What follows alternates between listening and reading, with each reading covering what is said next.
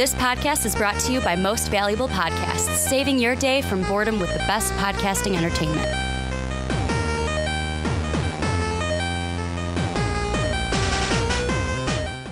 What's up, everybody? Ricky Widmer here, along with Johnny, son of John. Ricky, son of a bitch. And we are here reviewing Thor Ragnarok for you guys. If you're new to our movie reviews, how we do it is the first little part of it, maybe 10 minutes or so, we will stay in a non-spoilery fashion.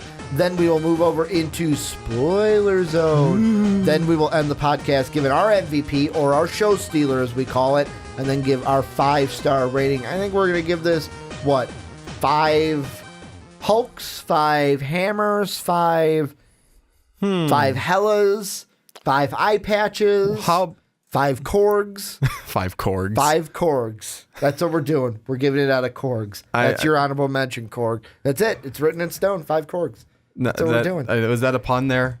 It's written in stone? Yeah, it's written in stone. Get it? Because he's made out of stone. Rocks, yeah. We're giving it out of 5 Korgs at the end of the podcast. And Johnny, before we get into it, a little bit of housekeeping for everyone. First off, go check out patreon.com/Most Valuable Podcast. Just another way for you to help support the channel, more so than watching, more so than hitting that like and subscribe button.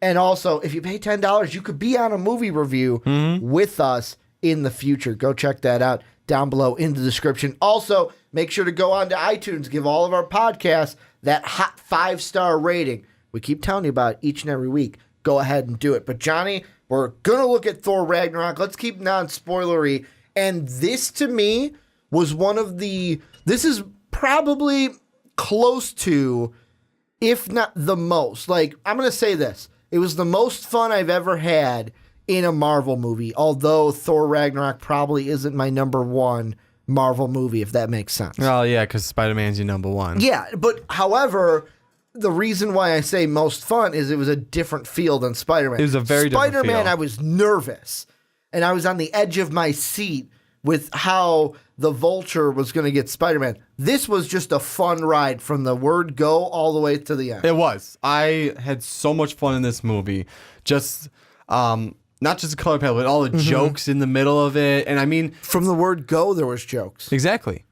Word go. When he's like, you might be wondering why I'm stuck in this cage. And it was great because it wasn't like jokes as in it made the movie bad. Like it made the movie a whole joke in itself. Yeah. It still had a very serious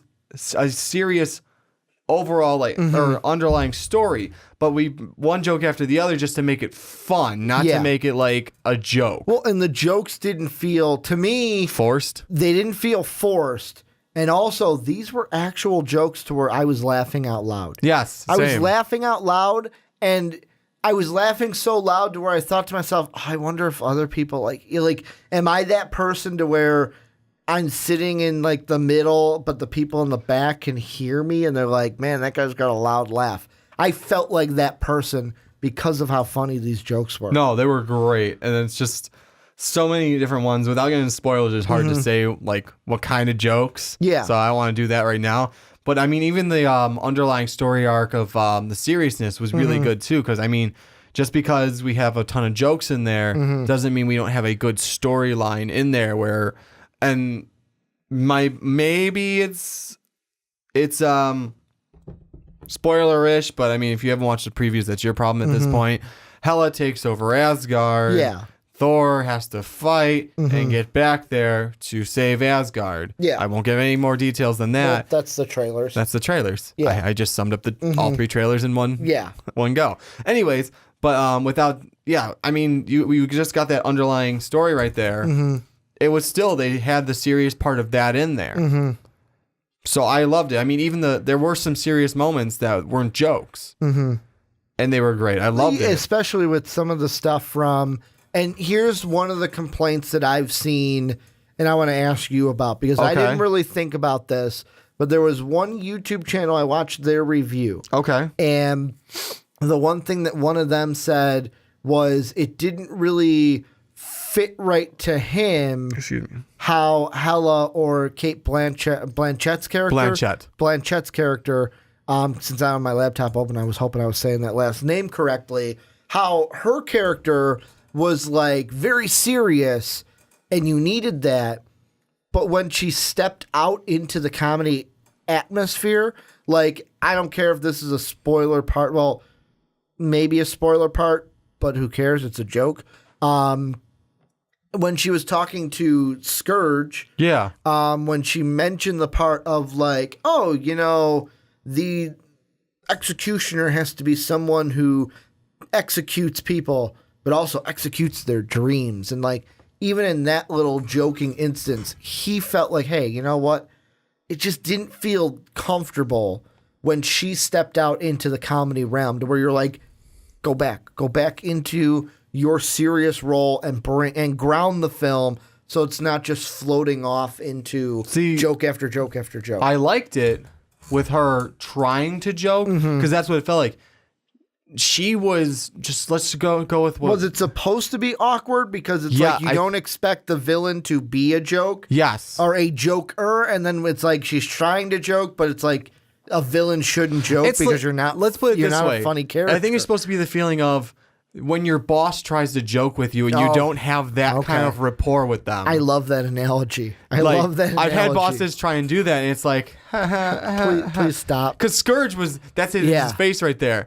And she was like kind of trying to be like the jokey boss and like that isn't normally joking with anyone. And it's like, but also she's a freaking psychopath. Yeah, there's a reason why her jokes are going to be dark anyway. I was going to say there's a reason why, and I stopped because spoiler mode. We'll talk about if you want to find out, check out the spoiler mode. But the thing I want to touch on in non-spoiler mode before we get into spoiler mode is... So when you have a comedy in this kind of Marvel universe, the first thing you do is relate it to Guardians of the Galaxy. Yes. This had a completely different feel. I think so too. Than Guardians, to where, I'll be completely honest, I looked at my top 5 because I might be spoiling the end for you guys, but this is a top 5 Marvel movie for me.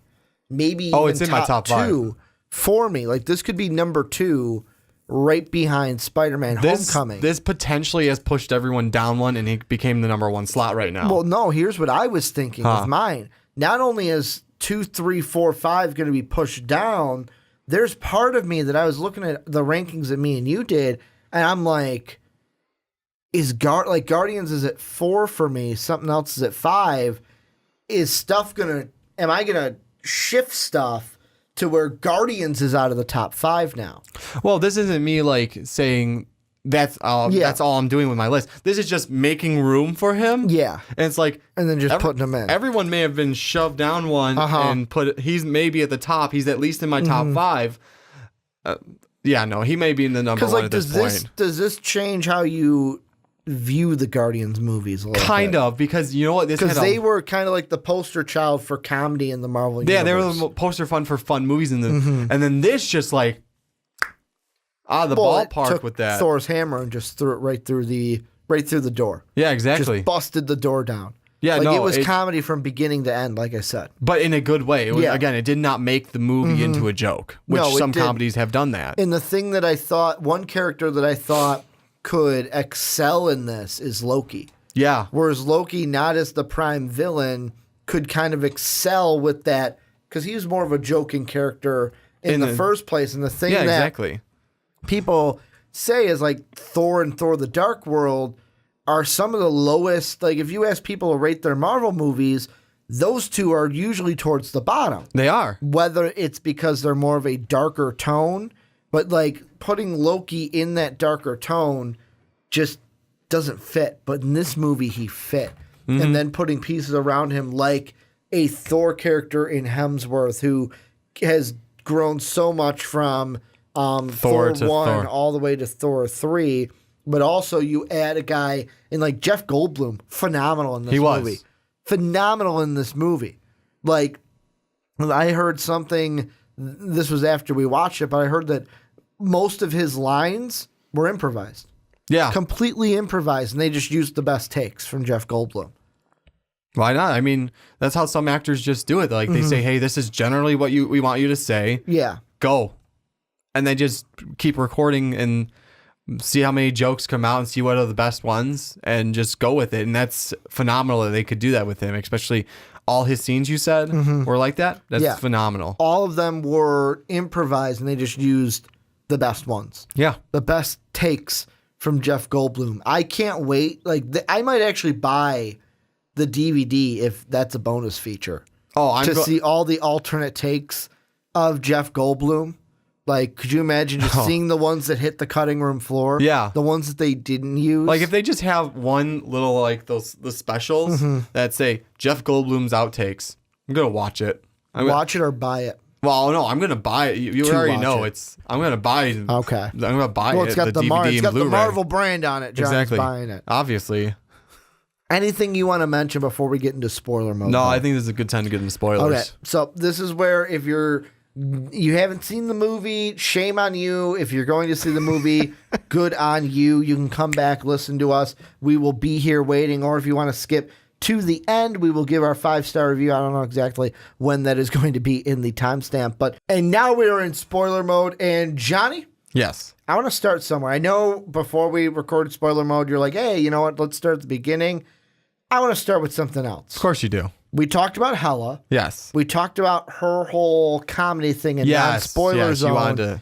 I want to ask you, how much of a loop were you thrown through as I'm making a loop on my laptop right now? Yeah, I see that. How much of a loop were you thrown to when it was revealed that she's Thor's older sister? Well, Thor and Loki, I guess. I mean, I guess it maybe for the movie it made sense. Because in the comic, she's not related, right? I don't think so. I haven't looked into that much because you're the resident Marvel guy here on the Rick and Johnny podcast. I didn't look at that much because sometimes you have to change things for the storyline of the movie for it to work. And I wasn't gonna read too much into it because I think in comic books, and I know for a fact in Norse mythology, Hela is Loki's daughter. Okay. It doesn't quite fit in the Marvel timeline because when did Loki have time for children when he was more so planning this shit? And then it also more so fit into this timeline or into this storyline because of how to fit Hela as the rightful ruler of Asgard. Yeah. And she wouldn't be. I mean, I guess you'd have to change up quite a few things if you had made it Loki's daughter just trying to usurp Asgard. Take over Asgard.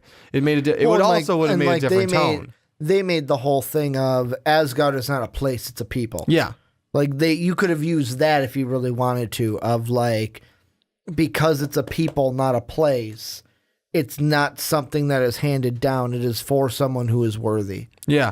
Well, not just that. Think of how different the tone would be if it was Hela, Loki's daughter, trying to usurp it, as opposed to Hela, Odin's daughter, Thor's sister, trying to take what she thinks is her rightful place. It makes more sense. I'm just saying there was a way to do it if you're one of those people that are like, I wouldn't have done that. There's a way to do it without. I'm not saying change it. I'm just saying that was one thing that threw me through a loop because I was like, holy shit, she's the sister. And the thing that threw me through more of a loop that was way more interesting is when she looks up Sistine Chapel style and goes, oh, that's cute. You fucking lied. And just boom, and it all crumbles.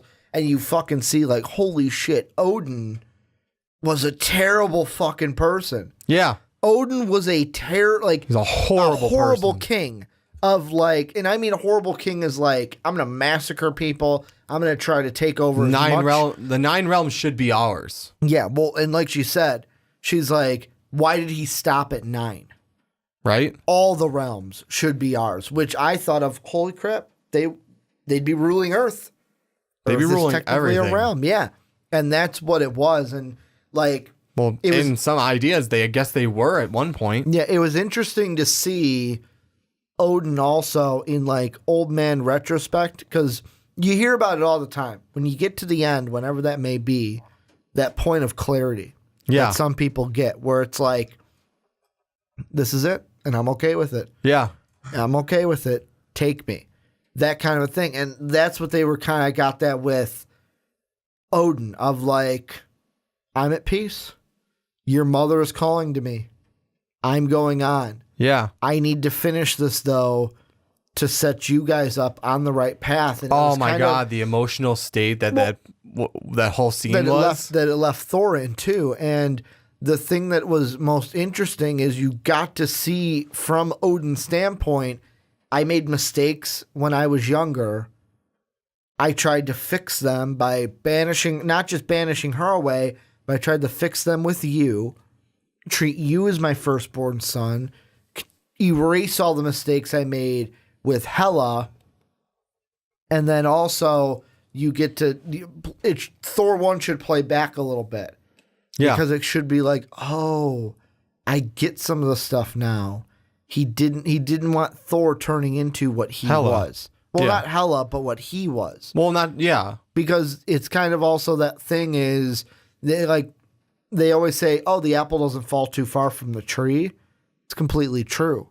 And because he's the son, the first son, Odin didn't want him to be like Odin was originally. He wanted to give him that image of, this is what I want you to be. I don't want you to turn into what I really was. Well, that or even turn it, because Thor was about fighting. He was about war. He even, in the first one, he was like, we should massacre these people, take them all down. Which was was a Hela thing. But Odin was like that too. He was. But let's just put it this way. He didn't want to have another Hela on his hands. Yeah. And I get that. I'm just saying I'm relating it more to how he relating was. Thor to Odin more than Thor to Hela. Like father, like son thing. Yeah. That's I understand that, but I'm just saying, think about it this way. Odin didn't want another Hela. He didn't want to do it again, you get another one. He didn't want to screw up like he did the other one. He realized that with Hela, he really fucked up. And then it goes He allowed her to develop those tendencies. Exactly. By turning her into, as she put it, I was Odin's executioner. Yeah.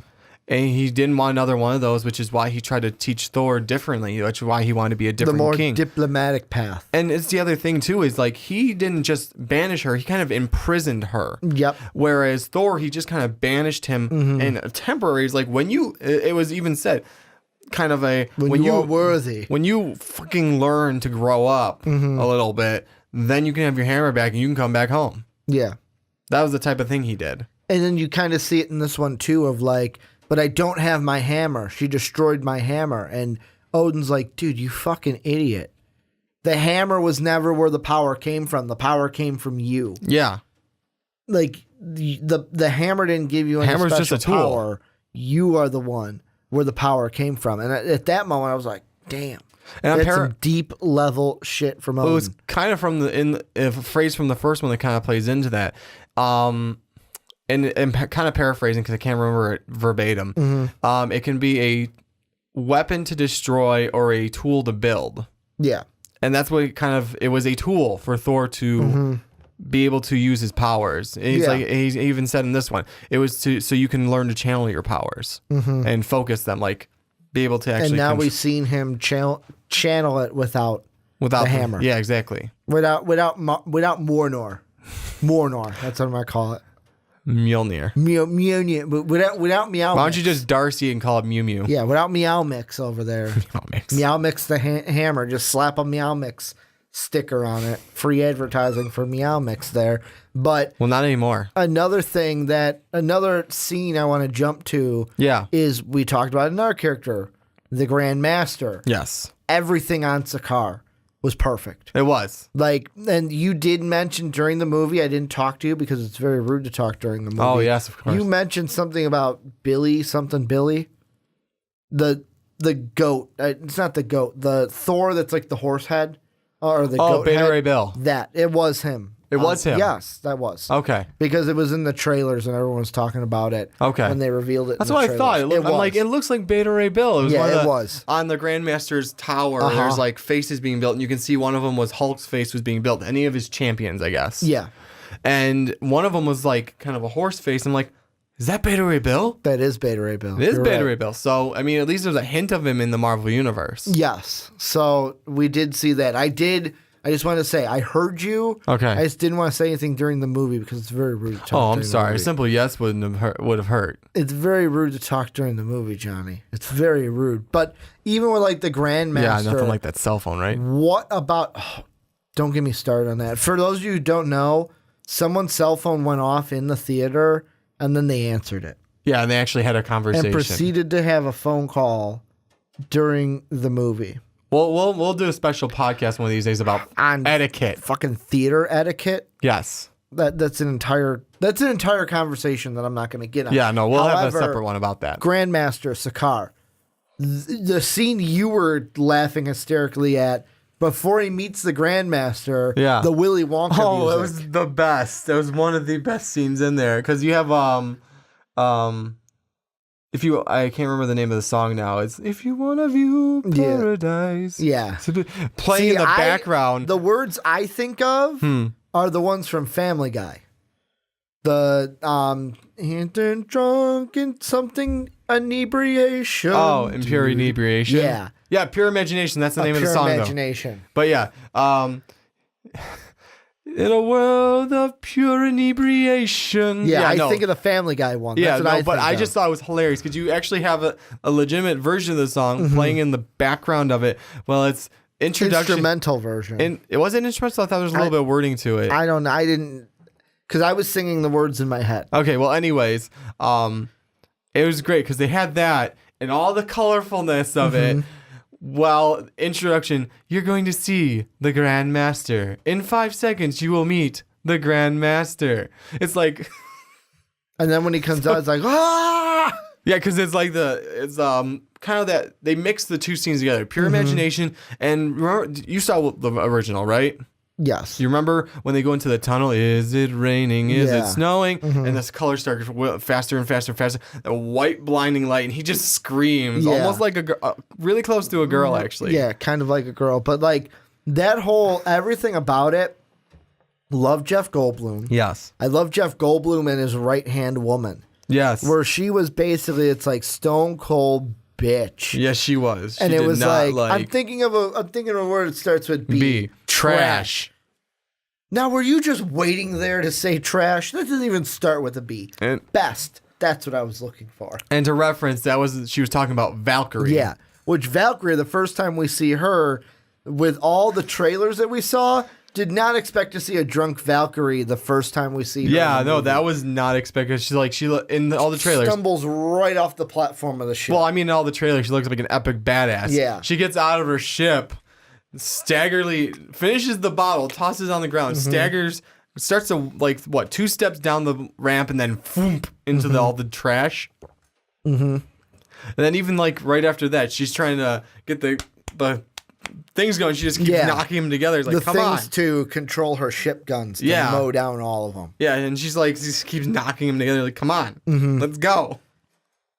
I totally that whole planet, everything Jeff on that planet was gold. Valkyrie was awesome. Korg was amazing. Yes, you had even the Hulk, just the Hulk talking as the Hulk. It's like you said after the movie, it was like he's a little kid. And he has the mentality of a little kid in a strong body. Yeah, well, that's what the Hulk is. Unless we're talking Gray Hulk, which we're not getting right now. Do you think about this side question? Do you think we will? Because I've read online that apparently Mark Ruffalo confirmed this, that Thor Ragnarok is the first of a 3-movie story arc for the Hulk. I'm assuming Thor Ragnarok, Infinity War, Avengers 4. I think that would work. But it's the first... This one was the first movie of a 3 Marvel movie story arc for the Hulk. Maybe number 2 we'll get the Gray Hulk in there where maybe not necessarily... I was going to say at the end of it, does he Gray Hulk it? Maybe. To where he learns how to control both Banner and the Hulk. Well, here's the thing, is Gray Hulk... I wonder if we're going to at least get the actual skin tone Gray Hulk or if we're just going to get the conceptual Gray Hulk. Yeah. Either way, I'm fine with it because we get a Hulk. I'd lean more conceptual only because it's easier to market Green Hulk. Yeah, it is. In exactly. Toys and stuff. I completely agree. But the cool concept would be is if as Mark Ruffalo described it, usually he said him and Hulk are 2 hands on the wheel, right and left. But this one, he was he had the keys, and I was stuck in the back seat. I was in the trunk. Oh, in the trunk. That's right. Yeah. Now I wonder if they're actually going to get a he'll realize, no, I never had one hand on each, but now when we get one hand on each of them, we will actually get the Gray Hulk. So what you're saying is he thought he had one hand on the wheel, but he never did. Yeah, it was either he had 2 hands on the wheel or Hulk had 2 hands on the wheel. And then when they were fighting for control of the wheel. Yes, exactly. Now if they and this is when Ruffalo this is me jumping to the end of the movie. Go ahead. When he realizes, I'll allow it. Okay, thanks. I'm glad I have your permission. When he sees that Fenrir, the wolf, is coming charging right at him. No, he's looking at it. Valkyrie's gun runs out. There's too many soldiers. He's like, again, another funny scene. Yes, I will describe this when I get into there. Watch, and he just falls. Yeah, just she's like, wait, who are you? And he just watch, just flop and face first onto the onto the Rainbow Bridge. Yes. And looks like he's dead almost. I feared that he was dead. Well, I mean, from that drop, a normal human probably would be. But then all of a sudden, Fenrir almost gets people grabbed by the tail, thrown back. You got a Hulk. But that's at that point, it's like Ruffalo kind of saying, I have to work with the Hulk. I have to Hulk out in order to do this. Because even when he was Bruce Banner, him and Valkyrie were like, I think I know you. Do I know you? I think you look familiar. Do I know you? Right? Yeah, the two of them kept going back because and forth. Because they were friends when he was the Hulk. Exactly. And I mean, he has more of that relationship where it's like babysitter-baby relationship. Yeah. Where it's like she was the babysitter that would come over and he's the kid that she's babysitting. It's like, oh, man, yeah. Like, oh, how you doing today, Hulk? I'm doing fine. Like, that kind of what you doing the vibe today? I got. Winning. Yeah, that's the vibe I got. Yeah. Or like a brother-sister relationship where they like each other. Exactly. No, I agree with those. No, but that was a great scene because it kind of shows that maybe them going slowly towards the idea of we both need to work together, because it also kind of shows with him recognizing her. Yeah, they do share the same memories, the same thoughts, because otherwise he wouldn't be able to access Hulk's and Hulk's wouldn't be able to access his. It would be like two locked rooms. Exactly, two separately locked rooms, and one couldn't access the other. But he can, because he's like, you look familiar. Exactly. So there's the remnants of, they do kind of share. And there is an unknown, because even in the movie, he's like, yeah, I don't want to. If I do, I might never come back. Exactly. He's like, I've been gone for 2 years. And then that's the other thing is Thor wasn't going to force him to. He's like, that's fine. You don't need the Hulk. Yeah. I like having him around better for fighting, but I do like the part where I was like, no, I don't like Bruce Banner. I like the Hulk. He's my man. Then when turns Banner, around it's when he's Banner, I don't like the Hulk. It's all about Bruce Banner. But he goes, but for fighting, he kind of has you beat. Hulk doesn't have 7 PhDs. Yeah. Use one of your 7 PhDs. None of them are in space alien ship flying. But I mean, even with that, yet again, the comedy that we talk about in this film. The one thing with Hulk that I was going to add that was a comedy thing is in the trailers, you're thinking, holy shit, it's going to be him and Ragnarok going at it. It's basically Hulk and fucking what's his name? Surtur, who brings about Ragnarok. Yeah. But in the movie, it's like, no, don't do it, Hulk. For once, don't smash. Fine. Right? Yeah. Grabs them both and just But in the trailer, up. I was hyped up for it, they're going to stop Ragnarok. And Hulk's going to help. But it was completely, 180 on us. Yeah, no. And they made it a hilariously humorous thing. But I liked it, the 180 they had to destroy Asgard. They had to let Ragnarok happen, which was great because Hulk finishes Fenrir, gets out, almost falls off of Asgard, comes back, goes to fight Surtur in all his glory, and he actually yells at Thor. Actually yells at him, "No, for once in your life, don't smash." Yeah, and he looks all upset about it. He's like, "Smash, don't smash. What do you want?" I want to ask you this. Yes. This is jumping to the very end. Yes. Post-credit scene. Oh, yeah. We're there. Thor and Loki are talking. Thor has an eye patch. Don't need to say anything more about that. Yep. But then all of a sudden, they're talking about, oh, should we go back to Earth? This is a good idea to bring me back to Earth. And then we see a big ship. Yes. Was that Thanos' ship? I really do think that's Thanos' ship. Is that because, and here's the thing, is it because Loki has the Tesseract and Thanos and the First Order can track it and know it's there. I think that we know it's on the ship. We don't know where on the concept-wise, I think so, and potentially a very Darth Vader, Princess Leia, like at the beginning. Again, we have another potential stone on that ship.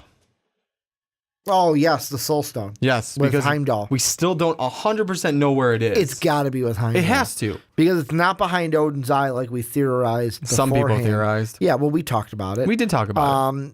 I still think it's with Heimdall. I do too, because like, how else was he able to bring Thor to him to let him see Asgard through his eyes? Exactly, to see and actually like. And his eyes were so bright orange in this one. Yeah, so bright orange. Like the iris was like orange. Let's put it this way. When he pulled Thor to him, what color did Thor's eyes turn? Orange. So he has to have it in one way or another, whether Odin implanted it into him or whether he just has it on him somewhere, because he wasn't wearing his armor like he normally does. Yeah. He was dressed in something else. But, I mean, he has to have it on him. Some way or another. Because I'm trying to think. So that's two. It could be either one to two. Could be either. I think that Loki has the Tesseract because he looks at it, and from what we see in trailers for the Infinity War, the one trailer we have, Loki does this to Thanos. So we know that Thanos... He snatched it.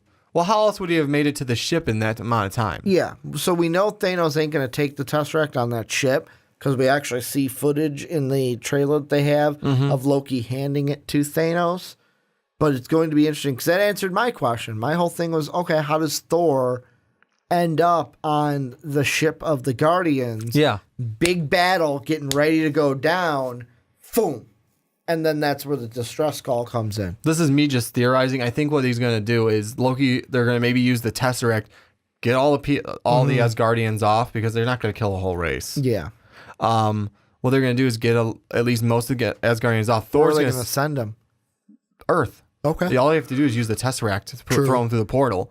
And then maybe Thor will remain on the ship. Basically say, yeah, you kind of lost out. Yeah. And Thanos will get mad. Yeah. And then just blow the fuck out of the ship. And Thor's just flying, like falling through space. And then that's where he gets plops on the windshield. Right when the Guardians come to, because I think there'll be a distress signal. Yeah. Where that's where maybe they'll hit the distress signal first. Then Thor or Loki will say, you know what, we need to save all these people, get them on. Thor will say that. Probably. Well, Loki's like, your savior? No, but here, Loki he wants to be the hero. He wants to seem the hero. Yeah. Which is why he may even come up with the idea. Say, hey, I have the Tesseract. Let's get them all off here real quick. I'm your hero. I think Thor will look at him like, you have the what? And you didn't tell me? And he'll be like, hey, surprise. And then Thor will only be half surprised by that, because like, you stabbed me in the back again, you little shit. Any final things you want to mention in spoiler mode? No, Any things you think we did not touch in spoiler mode? No, let's see. We hit Sakaar, we hit Ragnarok, we didn't have enough Korg in the podcast. I not apologize. Nearly enough Korg. Not enough Korg. That was a Korg. Great character. Great. Amazing character. I did not... And the acting chops from the director on that one. Exactly. I did not know you could have comic relief to a semi-comic movie.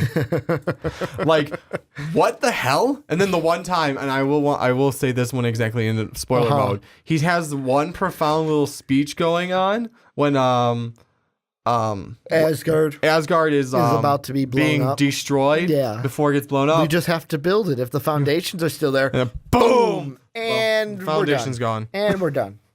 Scratch that idea. Right? So, that was great too. I did not realize you can have comic relief to a semi-comedic movie. But Johnny, let's end our movie reviews like we always do. We're going to give our MVP, or what we call our show stealer, and this is the person who best performance hands down in this movie. They're basically, like I said, the MVP of the movie. Then we're going to give our 5-star ratings.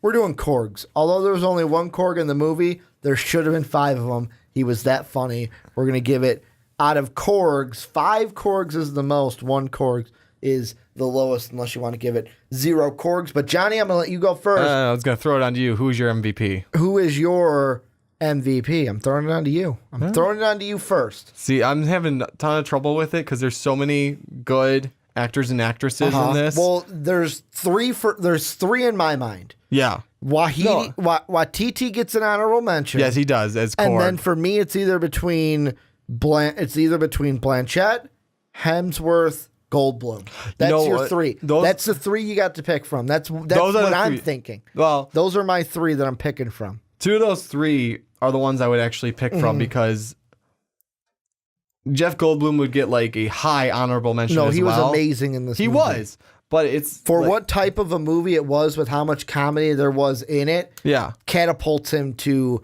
the top of more so than just an honorable mention. Well, my two would be the Cate Blanchett or Thor. Yeah, and the only reason I'm going with Thor is because it gave him a shit ton of character development. His movie, but it also gave him a shit ton of character development.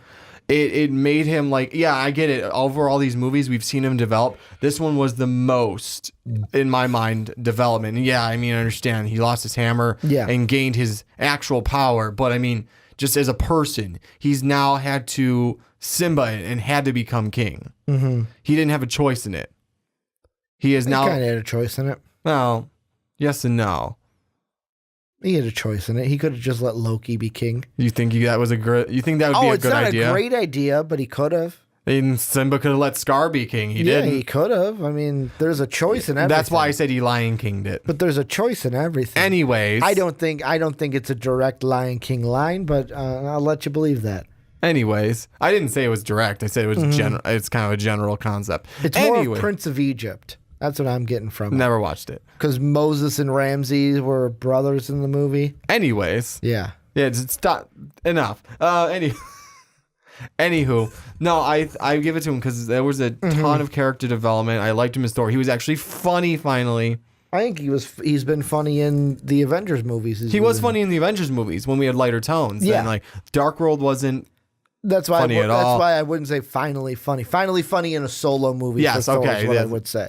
I think you got what I meant, though. I'm being very specific with you, Johnny. Yes, apparently. You got to be very specific, or else people are going to think you never thought Thor was funny. No, you're right. Okay, he was finally funny in a solo film. There you go. That, I mean, but had a ton of character development, going from wanting to be kind of not have anything to do with the throne, not have anything to be, like, not being on the throne at all, to, okay, I have to lead these people now. I have to be their king because Odin's gone. Loki's the worst choice there is at this point. Loki's the worst choice. At this point. I mean, hell, it would have been worse, but... Yeah.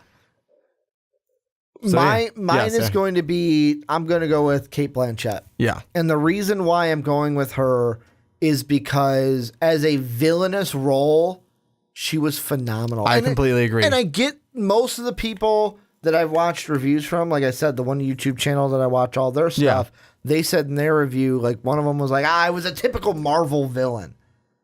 I don't care. No, I don't. She was amazing. I can see that argument. Somewhat.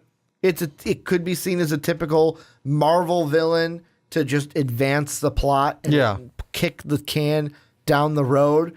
But what she brought to the table as an actress took the role and elevated it. No, I agree. She could have kept it there and it would have been like, oh, just another Marvel villain.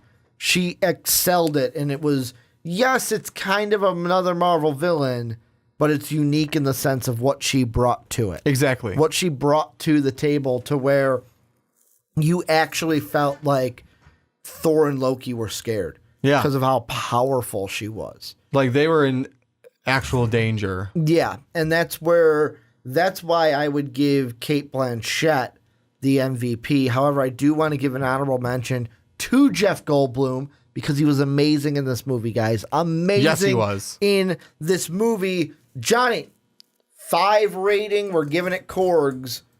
What's your rating? I think I already know it. Yeah, I don't think this is any surprise to you or them. 5 out of 5. Why? Because it's hilarious.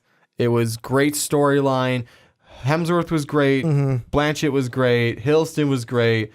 Goldblum. Korg was hilarious, having the comedic relief to didn't realize I can have any more comedic relief to a comedy. Yeah, I didn't realize that would work as well as it did like that. Yeah, and Be Gone Ghost. By the way, Marvel. Yeah, I feel like Johnny, it could be a shit movie. You'd still get a 5 out of 5 if it was Marvel. I mean, Logan was a 3 out of 5.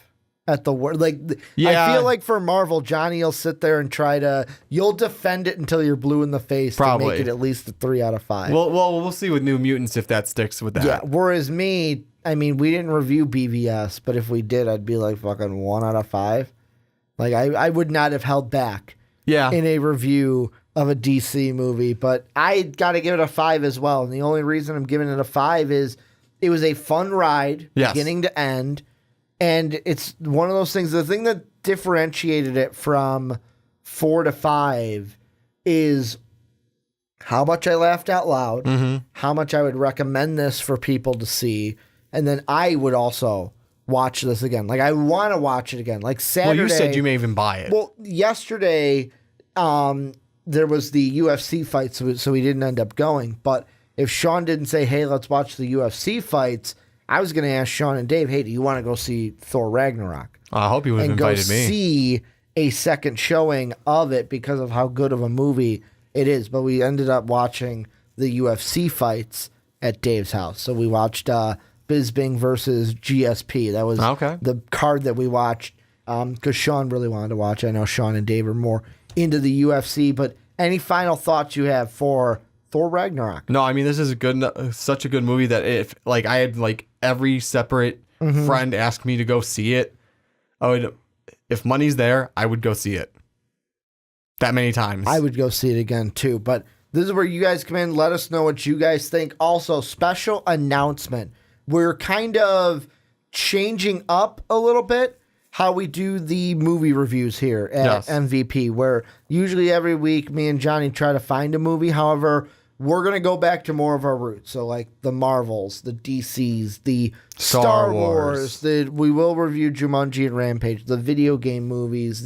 We're going to slow down on the movie reviews, but still have the big ones. And instead, we are going to, instead of like we usually record this on Sunday, right after we do the normal Rick and Johnny podcast, what we are going to beta test next week to see if it works. And then if it works, becomes a normal thing.